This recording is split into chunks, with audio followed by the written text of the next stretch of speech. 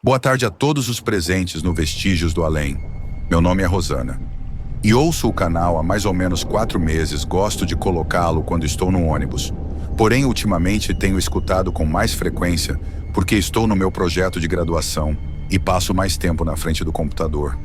Por coincidência, a primeira história que ouvi foi a da garota que comprou um duende até que ele a deixasse em paz. Acabou tornando sua vida impossível. Essa história me marcou muito, talvez, porque relatos sobre duendes sempre me chamaram a atenção. Especialmente depois do que me aconteceu quando eu era criança. Sou de Belém, no Pará, mas por causa dos meus estudos agora, moro no Rio de Janeiro.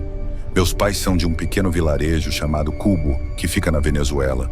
Eles se mudaram para o Brasil quando eram jovens, para dar uma vida melhor ao filho do meu pai e à minha irmã mais velha, que na época tinha apenas 2 anos com o tempo. Minhas outras 2 irmãs e eu nascemos, e embora tenhamos sido criadas aqui, meus pais nunca deixaram de nos levar para a Venezuela para visitar nossos avós e a família de lá. O que vou contar aconteceu há 15 anos. Quando eu tinha 11, era Semana Santa. Meus pais estavam de férias e, como sempre, nos levaram para a terra deles. Minha irmã Karen e eu ficamos na casa da nossa avó com minha mãe, enquanto o resto da família foi para a casa dos meus avós. Paternos desde pequenas, nos dávamos melhor com a família da minha mãe, porque nossas primas eram como irmãs para nós. Uma delas, Giovanelli, teve uma filha 3 anos antes. O nome era Alice, embora todos a chamássemos de Ali. Era uma menina linda, sempre sorridente e sociável, sem um pingo de vergonha. Ela cumprimenta todo mundo, sem deixar ninguém de fora. E quando vê alguém novo, fala como se já o conhecesse há anos. Mas é por causa dela que estamos contando essa história. E o mais estranho é que não aconteceu à noite, nem em um momento em que se espera algo paranormal. Foi de manhã, antes das 11, com o sol brilhando, e todo desperto nos chamaram para pedir que a acompanhemos, para levar o almoço ao namorado dela, que era o pai da... Ali achamos uma boa ideia e fomos as 4 na moto. Minha prima, sua filha Andréia e eu naquele lugar. A maioria das pessoas se locomove de moto e é normal ver famílias inteiras em uma só. Na época não havia tanta fiscalização na área, então ninguém falava nada. Depois de alguns minutos, deixamos para trás as ruas de terra e entramos nos cultivos de banana, que por ali chamam de chages. O namorado da minha prima trabalhava lá colhendo e recolhendo as frutas.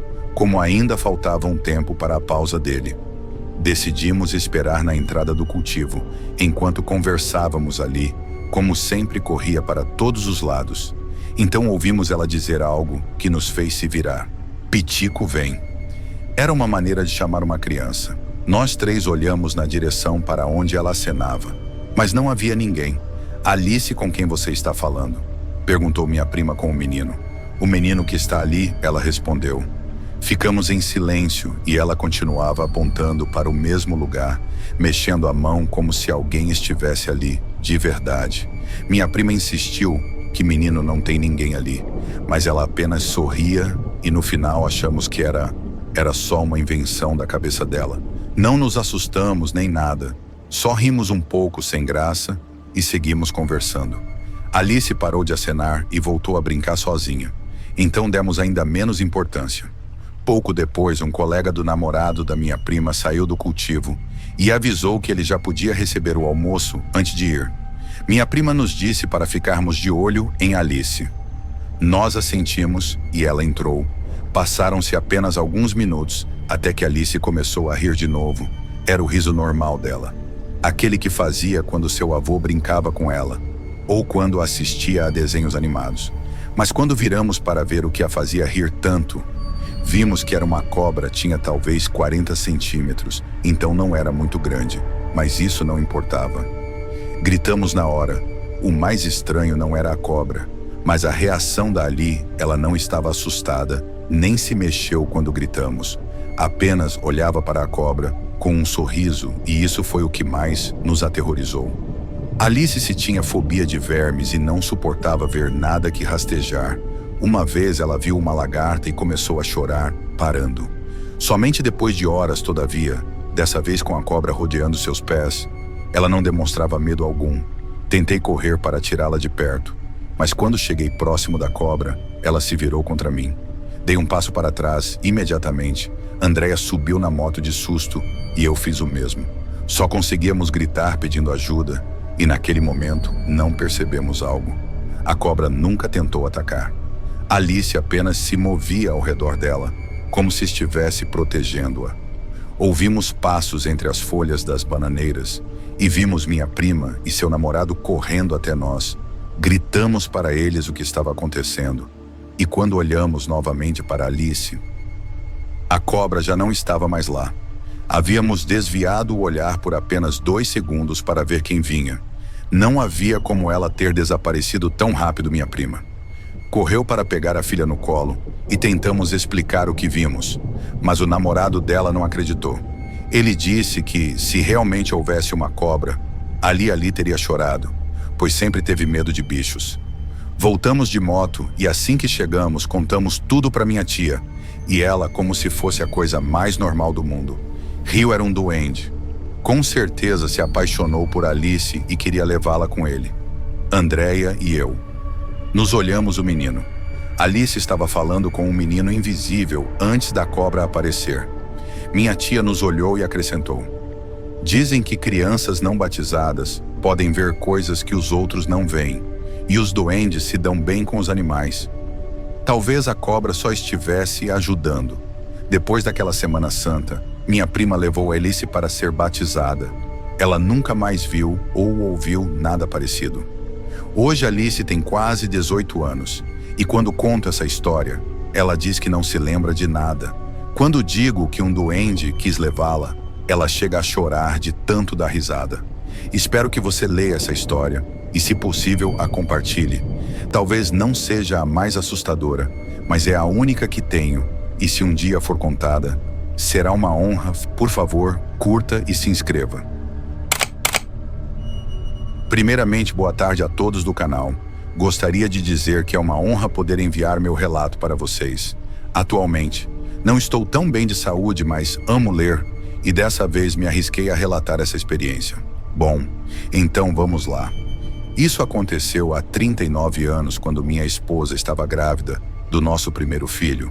Meu nome é Benedito dos Santos, porém podem me chamar de Santos, como sou conhecido por aqui. Bom, quando soube que ia ser pai, senti uma felicidade que nem sabia que poderia existir.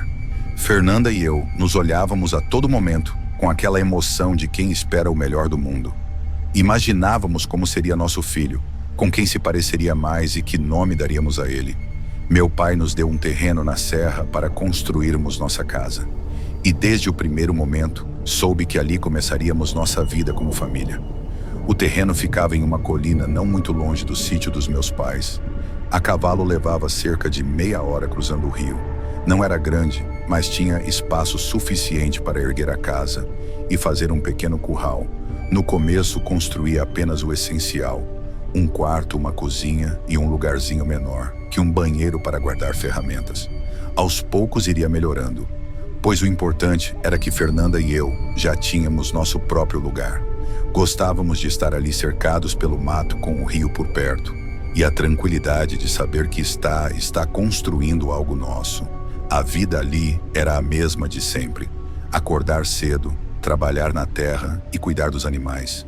Minha esposa estava acostumada com esse ritmo e continuava fazendo suas tarefas, embora eu não a deixasse mais fazer trabalhos pesados. Às vezes eu ia até o sítio dos meus pais, ajudar meu pai com o gado, enquanto ela ficava em casa bordando roupinhas para o bebê.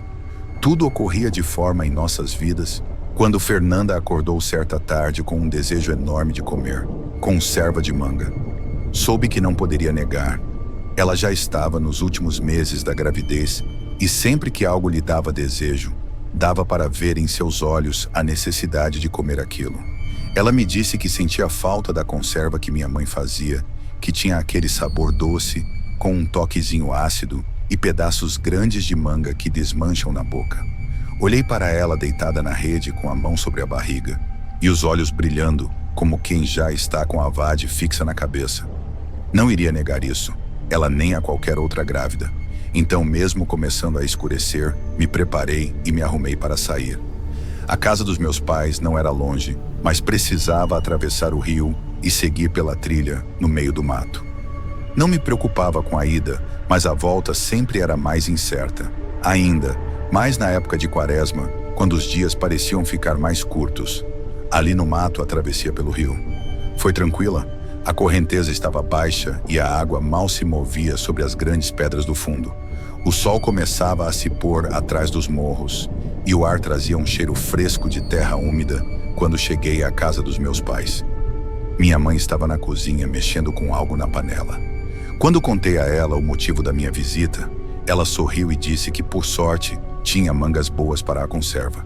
Fiquei esperando, enquanto elas descascava e colocava tudo no fogo lá fora. O céu já não tinha mais aquele azul claro do dia, mas um tom mais opaco entre laranja e cinza.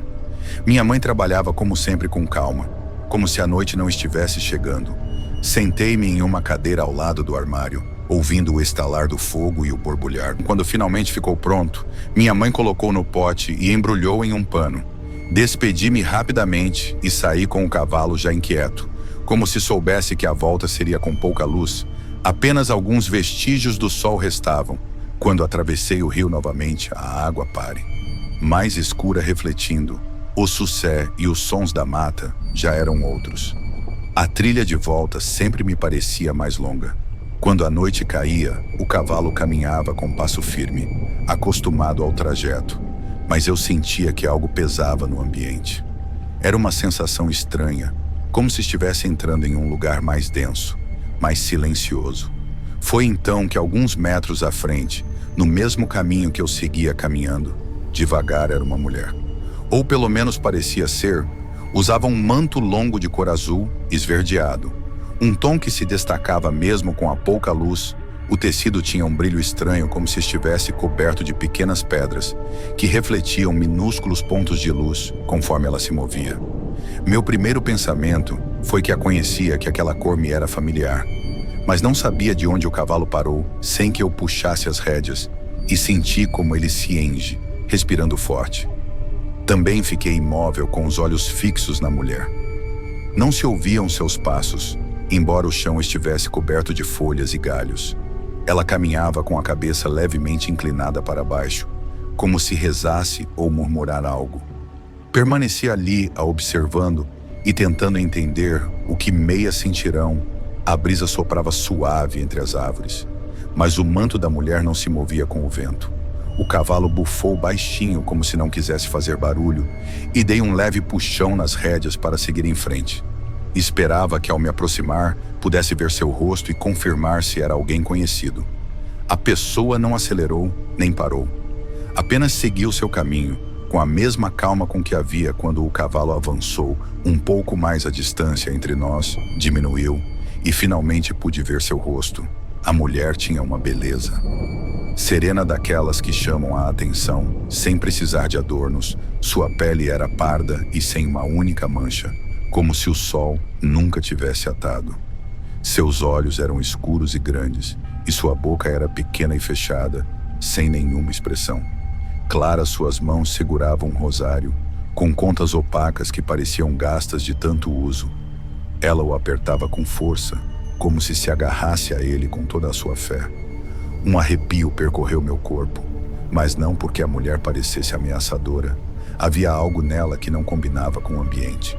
Ela se parecia demais com a imagem da Virgem que minha mãe tinha em seu altar.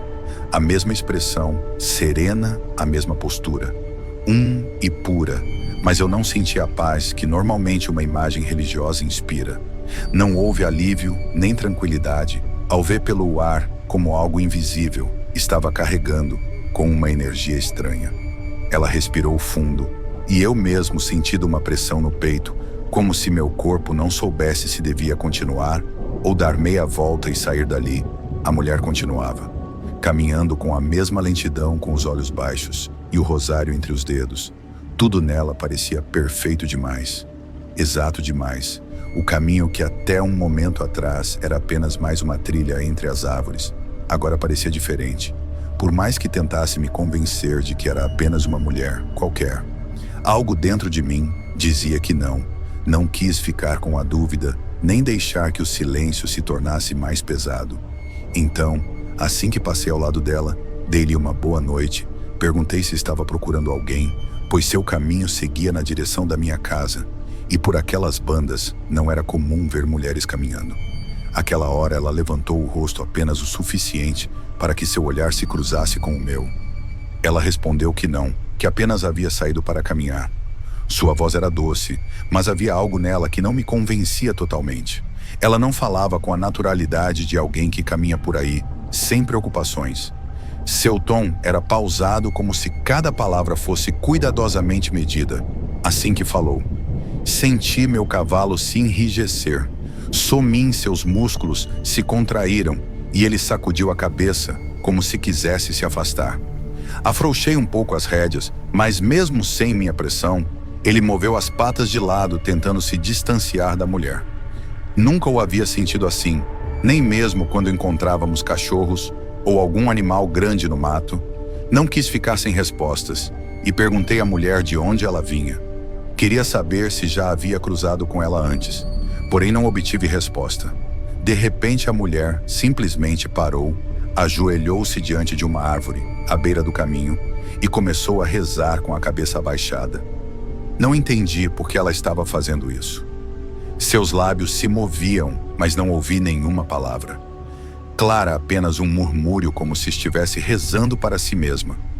Não quis ficar para ver o que mais faria, e nisso o cavalo avançou com força, como se estivesse esperando que eu o deixasse ir quando cheguei em casa. Fernanda estava sentada ao lado do fogão a lenha. Entreguei-lhe a conserva e o que havia acontecido no caminho. Até a casa dos meus pais pareceu mais longo do que o normal. Quando chegamos, minha mãe nos recebeu com um sorriso. Ela sempre teve um olhar atento para perceber quando algo não estava bem. Assim que nos sentamos na cozinha, contei tudo desde a mulher no caminho até as batidas na porta. Assim que terminei de falar, o rosto da minha mãe ficou pálido. Isso é maligno, é algo sombrio, querendo quebrantar sua fé nessa época. Não permitam isso. Agora que Fernanda está grávida, essa coisa está tentando entrar na casa, porque talvez queira levar o bebê. Minha mãe foi a primeira a agir, pegou um vidrinho de água benta que guardava em seu baú e disse que precisávamos abençoar a casa. Meu pai pegou seu facão, ajustou o chapéu e voltamos para nossa casa. Com a água benta na mão, minha mãe borrifou a entrada da casa. Cada canto, cada parede e cada janela. Depois ela saiu para o quintal e abençoou a terra ao redor, certificando-se de que não sobrasse nenhum espaço sem proteção. Isso é para que não volte a entrar, disse ela. Depois entrou na casa e colocou um pequeno frasco com água benta sobre a mesinha. Meu pai, por sua vez, voltou às 4 horas, sem dizer sequer uma palavra. Caminhou até os 4 cantos do terreno e começou a enterrá-las uma por uma na terra. Passamos toda a manhã garantindo que cada canto da casa estivesse protegido. Minha mãe voltou a nos dizer que não. Devíamos baixar a guarda, que não devíamos demonstrar medo, pois o que quer que estivesse rondando queria nos enfraquecer e tirar vantagem de nossa fé. Quando meus pais foram embora, a casa parecia, não diria que melhor, mas com um peso diferente. Foi assim que os meses se passaram e o bebê nasceu bem. Foi um parto tranquilo dentro do possível, com minha mãe e uma parteira ajudando Fernanda. O tempo todo ouvi seu choro pela primeira vez. Foi como soltar um ar que eu segurava há meses no peito. Era um menino forte e o chamamos de Augusto. Eu rezávamos para cuidar dele, embora ela sempre estivesse mais atenta, certificando-se de que nada lhe faltasse. Minha mãe nos visitava com frequência, lembrando-nos de que nos primeiros meses os bebês são mais frágeis. Não apenas no corpo, mas também no espírito. Ela dizia que os recém-nascidos são almas novas puras e que por isso, às vezes, as coisas ruins os procuram. Fiquei em silêncio, deixando que suas palavras incomodassem na minha cabeça. Pensei na mulher no caminho e na maneira como parecia não tocar o chão. Ao caminhar, pensei também nas facas pretas enterradas em minha casa, no bongalo, que meus pais nos deram de presente e que agora cantava todas as manhãs no quintal. Não disse nada, mas dentro de mim soube. Com certeza no mato há coisas sombrias que não conhecemos, coisas que se arrastam pela terra e que nos observam na noite. Olá, vestígios do além. Te escuto há algum tempo, mas só agora tive coragem de te escrever para contar algo que me aconteceu em 2020, nos primeiros meses da pandemia. Não é uma história aterrorizante como outras que já te contaram, mas me deixou com uma sensação horrível.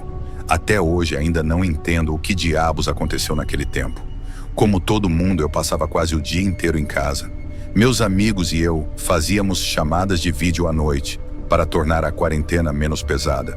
Eram chamadas de várias horas, e às vezes só deixa a câmera ligada enquanto cada um fazia suas coisas. Não sei se isso parece estranho ou se alguém aí já fez algo parecido, mas para nós era uma forma de nos sentirmos acompanhados.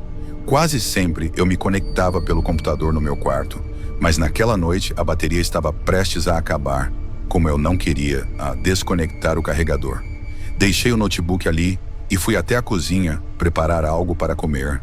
No entanto, senti que estava perdendo a conversa. Então me conectei pelo celular, apoiando-o na mesa para ver a tela e ouvir meus amigos enquanto preparava minha comida. Naquele momento, só estavam na chamada minha amiga Érica, meu amigo Horácio e eu. Érica saiu por um instante porque recebeu uma ligação da mãe. E Horácio, que tinha muita tarefa para fazer, aproveitou para ir preparar um café. Fiquei sozinho na chamada, olhando para a tela sem muito interesse. As câmeras de Érica e Horácio ainda estavam ligadas, mostrando seus quartos vazios. Foi então que notei algo estranho no quarto de Érica. No início não soube dizer o que era. Algo parecia fora do lugar, como se a imagem estivesse prestes a se mover. Fixei meu olhar na tela e havia uma sombra. Uma sombra no batente da porta. Não era Érica, parecia uma pessoa em pé, mal visível na penumbra. Aproximei-me da tela para tentar enxergar melhor. A figura não se movia, mas estava lá como se observasse a chamada. Eu estava prestes a mandar uma mensagem para Érica, quando de repente algo mais chamou minha atenção na tela do celular. A câmera do meu computador ainda estava transmitindo a chamada de vídeo, e na imagem do meu quarto lado da minha escrivaninha havia um rosto. Era um rosto alongado, pálido, com olhos fundos em olheiras profundas, e muito abertos, como se estivessem olhando diretamente para a câmera. Deixei o celular cair, pois meu quarto estava vazio, minha casa estava vazia, tinha que estar. Demorei alguns segundos para me forçar a levantar e ir até lá. A porta estava aberta. Como eu havia deixado, espiei para dentro com o coração disparado. Não havia ninguém. O computador ainda estava ligado. E aproximei-me devagar, olhando para a tela. A chamada de vídeo continuava ativa, então obviamente a imagem do meu quarto ainda estava ali.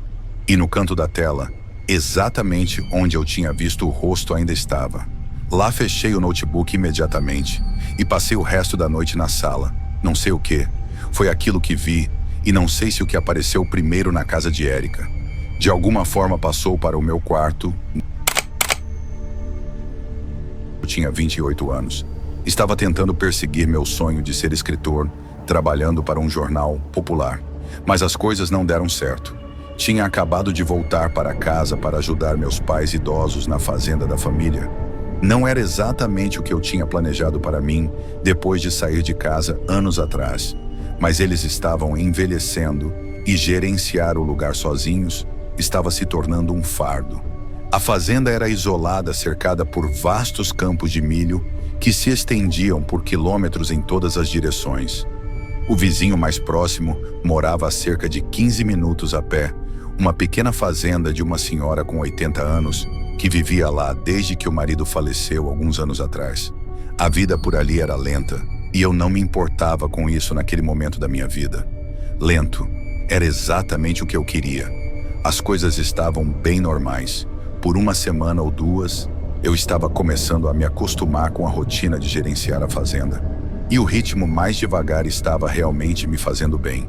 Tinha um monte de tempo livre para pensar e escrever, que era como eu passava a maioria das noites, não sei o que é, mas sou mais produtivo e criativo à noite. Então aproveitava isso. Cuidava das tarefas da fazenda, bem antes de o sol se pôr, e então sentava no computador. Até meus olhos não aguentarem mais, decidi ficar no quartinho do terceiro andar para não incomodar meus pais com meus hábitos de sono estranhos. Gostava. Lá de cima, Era aconchegante e silencioso, e a janela me dava uma linda vista do campo como um mar de milho. Mas depois de uma semana, comecei a notar algo estranho toda a noite pouco antes do pôr do sol. Eu via uma figura parada na borda do milharal, dos meus pais, entre duas fileiras de milho. No começo não dei importância. Vai que fosse alguém da fazenda vizinha, verificando as plantações, eles não estavam. Tecnicamente na propriedade dos pais, então não era como se estivessem invadindo ou fazendo algo ilegal. Só era meio estranho, sabe? A FIG não movia ou fazia. Qualquer gesto apenas ficava ali, quase como um espantalho ou um manequim.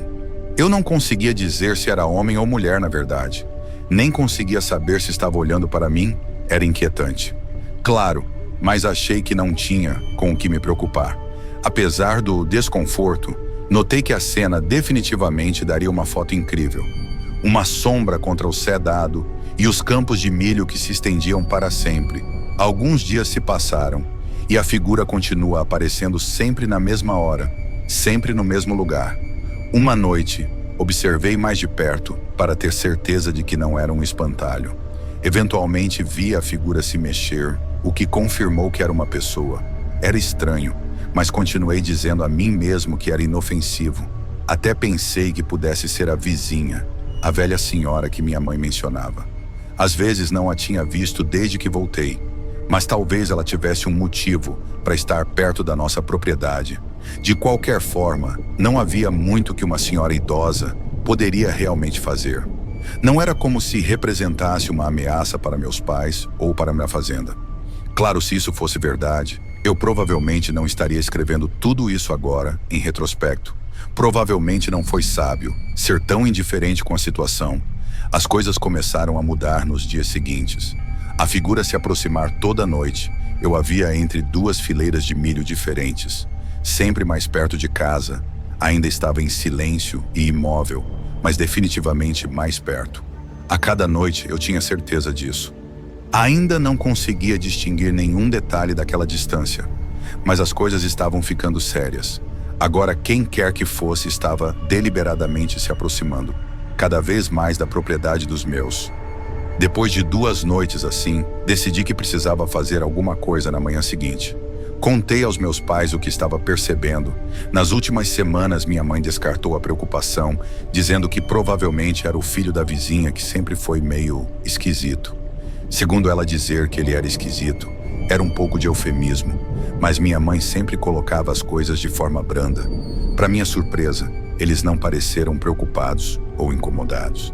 Disseram que eu devia deixá-lo em paz, pois ele era inofensivo uma noite, enquanto trabalhava até tarde no celeiro. Olhei para a borda do campo e senti meu estômago afundar. A figura não estava mais no limite do milharal. Estava parada logo fora da linha da propriedade, muito mais perto do que antes. Limpei as mãos nas calças e, sentindo uma mistura de inquietação e frustração, decidi me aproximar. Precisava ver melhor. Caminhei até a borda do campo e gritei: "Ei, quem está aí?" Assim que cheguei perto, a figura se virou e correu entre as fileiras de milho. Fui atrás, mas enquanto virava a esquina, vi a pessoa literalmente se jogando em uma fileira de milho, desaparecendo de vista. Meu coração estava disparado. Era como se eu fosse preso entre os milharais. Fiquei realmente incomodado naquela hora. Mesmo que fosse um garoto problemático, eu não me sentia confortável com ele na propriedade. Na manhã seguinte, fui até a fazenda da vizinha, esperando esclarecer as coisas. A senhora atendeu a porta. Então fui direto ao ponto. Ela parecia realmente confusa. Quando contei o que estava acontecendo, ela balançou a cabeça lentamente e me disse que não saía depois de escurecer as semanas por causa da saúde. Disse que mal conseguia andar, quanto mais ir até a borda de suas terras. Então perguntei sobre o filho dela. Ela me disse que ele saiu de casa anos atrás e não morava mais com ela. Fiquei paralisado quando ela disse isso. Pude sentir minha pele começar a formigar, quem quer que eu tenha perseguido. No dia anterior, não era o filho dela, era um completo estranho. Saí da fazenda dela com uma sensação crescente de medo. Quem ou o que estava rondando perto do milharal não vinha do lugar dela. Imediatamente contei aos meus pais o que ela disse, e eles ficaram preocupados. Minha mãe sugeriu chamar a Poli, que seria uma perda de tempo. Já que a pessoa não tinha feito nada ilegal, meu pai me instruiu a ficar acordado. E acordá-lo caso aquela pessoa voltasse, e eu concordei nos dias seguintes. Nada aconteceu, como se a figura tivesse sumido. O que foi um alívio, talvez tivesse notado eu, confrontando a vizinha, ou talvez simplesmente decidiu não voltar depois de ser perseguido de qualquer forma. Fiquei aliviado. Mais tarde naquela semana eu estava no celeiro, terminando algumas tarefas, quando tudo ficou escuro. E quando digo escuro, eu quero dizer totalmente a fazenda inteira. Foi subitamente mergulhada na escuridão, e a energia caiu sem aviso. Todas as luzes dentro e fora da casa se apagaram. Eu nunca carregava meu telefone comigo, no celeiro, então eu estava às cegas. Meu coração começou a disparar. Eu tinha uma sensação de que sabia o que tinha causado. A queda de energia. Tateei no escuro, procurando pela lanterna que sabia estar ali por perto.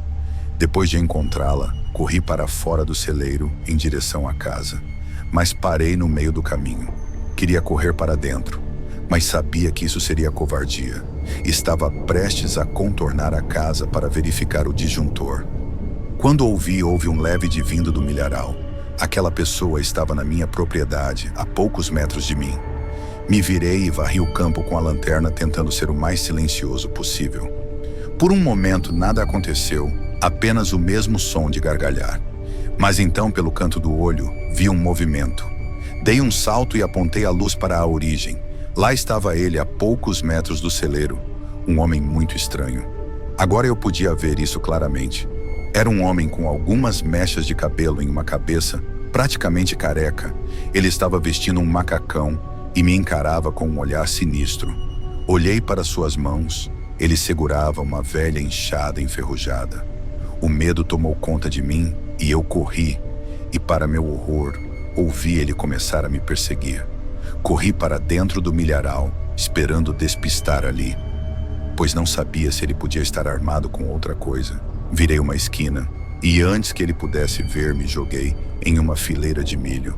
Fiquei ali com o coração disparado, tentando abafar minha respiração. Alguns segundos se passaram antes de eu ver aquele homem passar correndo. Fiquei ali em silêncio por alguns minutos, contemplando a situação. Eventualmente saí e corri até a casa, que ainda estava mergulhada na total.